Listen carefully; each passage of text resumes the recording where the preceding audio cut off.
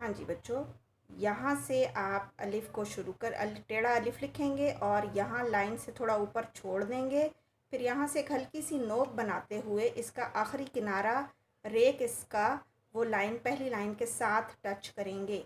ठीक है, अलिफ बिल्कुल सीधा नहीं होगा, थोड़ा सा तिरछा, और फिर यहाँ लाइन के साथ टच करेंगे। ठीक है, थोड़ा सा तिरछा अलिफ लाइन से ऊपर छोड़ देंगे और रे का आखिरी किनारा यहाँ लाइन के साथ टच करेंगे। अब हमने दाल और रे सीखा। अब दाल के ख़ानदान के बाकी जितने अल्फाज हैं, जैसे है दाल, फिर है डाल और फिर है ज़ाल, इनकी भी आपने रफ़ कॉपी पे प्रैक्टिस कर लेनी है। ये दाल का ख़ानदान है। यहाँ पे आपको सिर्फ दाल इसलिए सिखाया गया कि बाकी के 3 हरूफ आपने ख़ुद से रफ़ नोटबुक पे प्रैक्टिस कर लेनी है।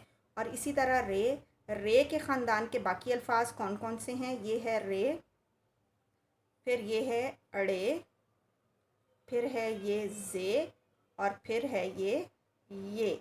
ठीक है, ये 4 हरूफ रे के ख़ानदान से हैं। आपने लिखते वक्त इनको बोलना भी है, ख़ास तौर पे अड़े और रे में फ़र्क वाज़े रखना है। ये रे है और ये अड़े है। ठीक है, इनकी वजाहत आपकी ज़ुबान से अदायगी की शक्ल में होनी चाहिए और जब जब आप लिखेंगे तब तक साथ साथ बोलेंगे भी। ठीक है, और ये आपने खूब अच्छी तरह प्रैक्टिस कर लेनी है।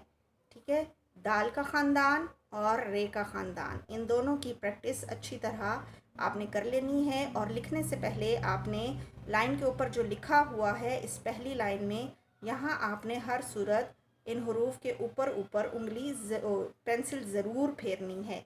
ये फेरने से आपको बहुत अच्छी तरह हरूफ की वजाहत हो जाएगी और आप बहुत अच्छा लिख पाएंगे।